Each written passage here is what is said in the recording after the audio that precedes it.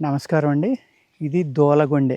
పెద్ద దూలగొండె. చూసారా సేమ్ చిక్కుడు ఆకులే ఉంది చూడండి. కానీ చిక్కుడు జాతి కాదు.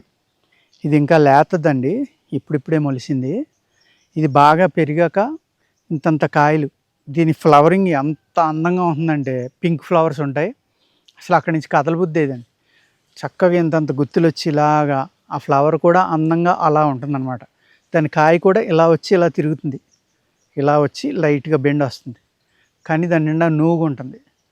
అది ఎండిపోయిన తర్వాత గాలికి వచ్చి తగిలినా కూడా మీరు మంట ఎత్తిపోతుంది. శరీరం కానీ, కళ్ళు కానీ, మొహం కానీ ఎక్కడ తగిలితే అక్కడ భయంకరమైన మంట మండుతుంది.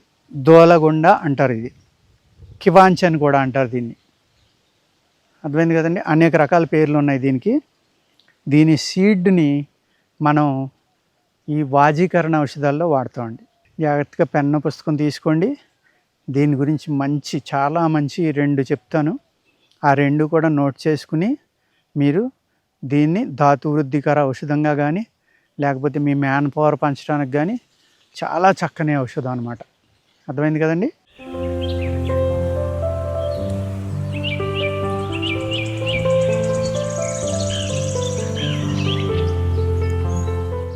దూలగొండి చూసాం కదండి. మనం ఆ తీగ ఎలా ఉంటుందో చూపించాను కదా. ఇప్పుడు దాని యొక్క ఉపయోగాలు చెప్తా. కాయ, కాడ, ఆకు ఆ 2 కలిపి నూరి ఆ రసం తీసుకుని 1 తులం నుంచి తులమన్నర వరకు చేదుగా ఉంటుంది. లాస్ట్లో తీపి అనిపిస్తుంది. తీసుకుంటే మీకు రక్తశుద్ధి చేయటంలో ఒక అద్భుతంగా పనిచేస్తుంది. ఇది అర్థమైంది కదండి. రక్తశుద్ధి అవడానికి చాలా బాగా పనిచేస్తుంది. అదేవిధంగా దీని యొక్క విత్తనాలు ఉంటాయి కదా, దూలగొండి గింజలు అంటాం. దూలగొండి గింజలు పౌడరు గింజపాలంగా చేసుకుంటే అంత గొప్పగా పనిచేయదండి. దీన్ని ఏం చేయాలంటే ఆవు పాలలో బాగా మెత్తగా అయిపోయేదాకా ఉడకబెట్టాలి. ఉడకబెడితే ఏమవుతుంది, ఆ పాలు చిక్కబడిపోతాయి కదండి. చిక్కబడినప్పుడు ఈ గింజలన్నీ ఏరేసుకుని ఒక స్టీల్ జల్లి లాంటి దాంట్లో పోస్తే పాలు చిక్కగా ఉన్నా కూడా కింద కారిపోతే విత్తనాలు మిగులుతాయి. ఆ విత్తులను ఒలిసేయండి, పై తొక్క తీసి బయటపడేయండి. సేమ్ ఎలా ఉంటుందంటే చిక్కుడు పప్పులే ఉంటుందన్నమాట. దాన్ని మిక్సీలో వేసి గ్రైండర్లో వేసి మెత్తగా చూర్ణం చేసుకోండి. చూర్ణం చేసుకుని మీరు వేసవికాలం అయితే ఆ పాలుతోటి సహా కలిపి పేస్ట్గా చేసుకుని ఎండబెట్టేసుకుని తర్వాత పౌడర్ చేసుకోండి.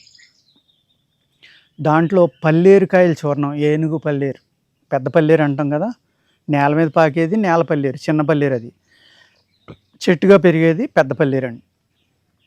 ఈ పెద్ద పల్లేరు యొక్క కాయలు చూర్ణం చేసుకుని 600 mg నుంచి ఒక 1.5 గ్రామ్ వరకు, అంటే 1500 mg వరకు దానికి సమానంగా ఈ పల్లేరుకాయల చూర్ణం కలుపుకోవాలి. ఈ 2 కలిపండి మనం పాలల్లో కలుపుకుని మీరు కనుక పడుకునేటప్పుడు తీసుకుంటే ఒక 15 నుంచి 20 రోజులు అద్భుతమైన ధాతు పుష్టి.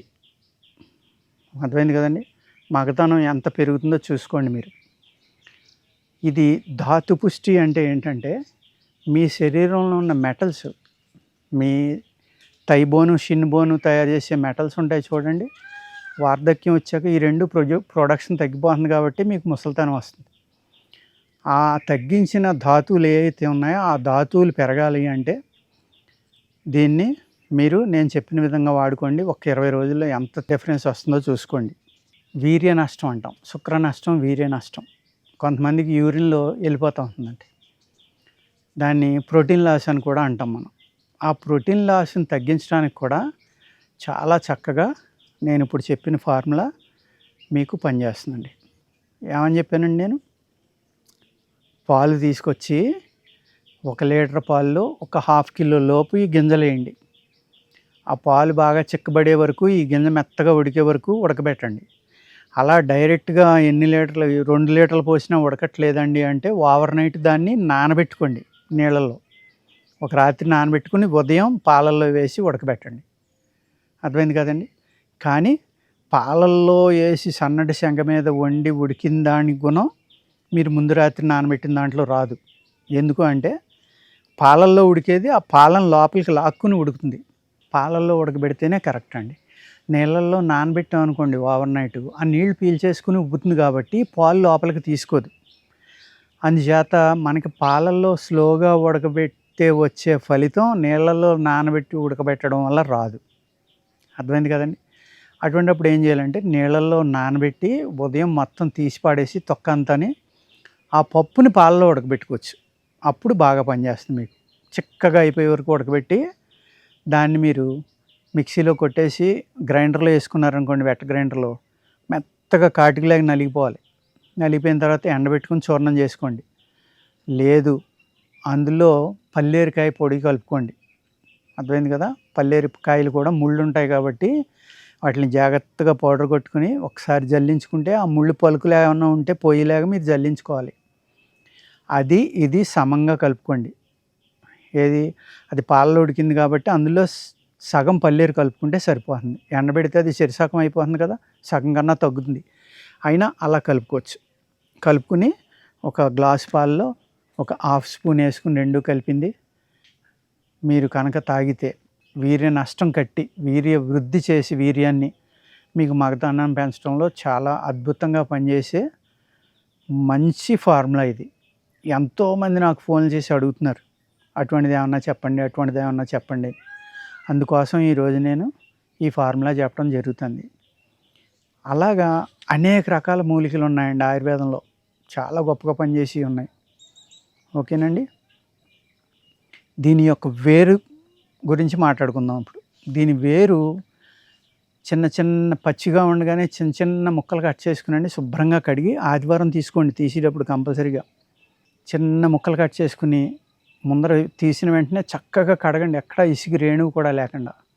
కడిగిన తర్వాత చిన్న ముక్కలుగా కట్ చేసుకుని మిక్సీలో కొట్టి ఆ తర్వాత వెట్ గ్రైండర్ దేంట్లోనే మెత్తగా నలుపుకోండి, ఎండబెట్టండి. ఎండిపోయిన తర్వాత అప్పుడు పౌడర్ కొట్టుకోండి.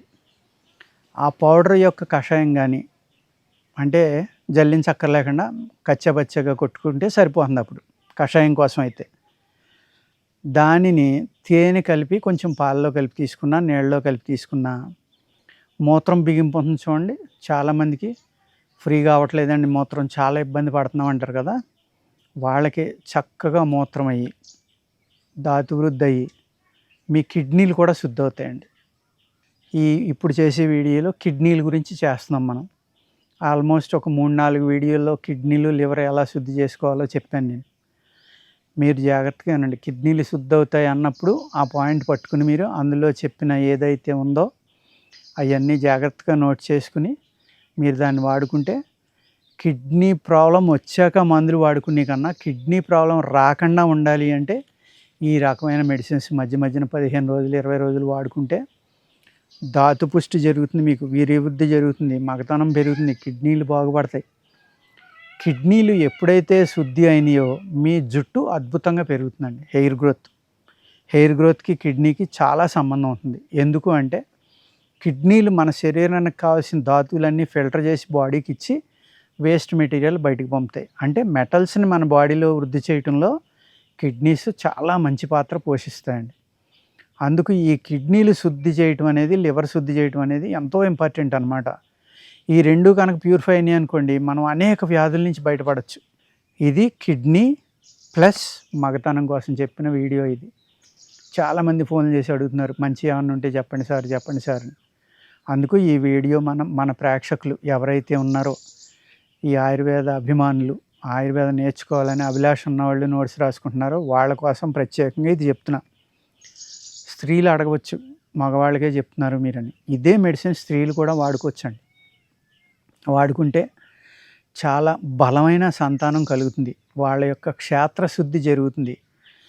ఏదైతే మగవాడిది బీజం అంటే విత్తనం, స్త్రీది క్షేత్రం అంటారు ఆయుర్వేదంలో. అంటే చక్కని భూమి బాగున్నప్పుడు ఏమవుతుంది, ఒక బలహీనంగా ఉన్న విత్తనం పడినా కూడా బలంగా వస్తుంది. భూమి చెడిపోయిందనుకోండి, బలమైన విత్తనం వేసినా బలహీనంగా వస్తుంది. అర్థమైందండి ఇక్కడ.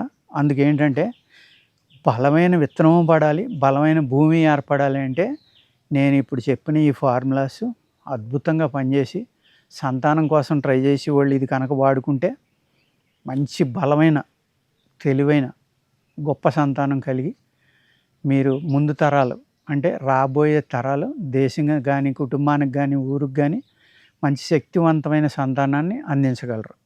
అర్థమైంది కదండి. జాగ్రత్తగా రాసుకుని ఈ వీడియోని మళ్ళీ చూసి చేసుకోండి.